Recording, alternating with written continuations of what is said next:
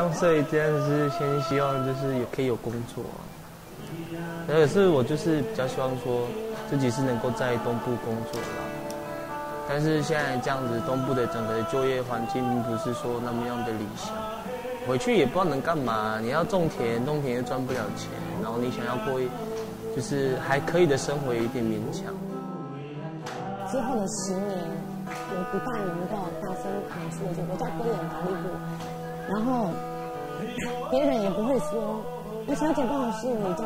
贵姓这样子。我希望那个时候的10年是可以直接说，他可以直接说，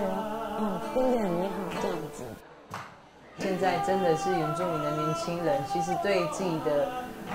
己的传统文化，自己本身自己那一族的传统文化了解的也并不深。一直在这样子下去的话，我可能觉得未来10年后的原住民人口会越来越少。到现在都还一直不是人，他们只是企图把我们当人看。我希望在未来的10年，不管是我或者是我的小孩子，能够很骄傲的说，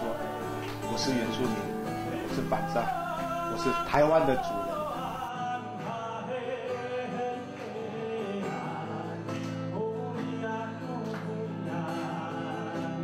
他的确对部落有很多的关怀跟观察，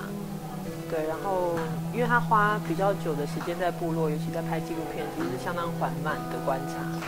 对，然后相对的也就更为深入。因为他长久这么多年，他在他的主张上，在他的行动上，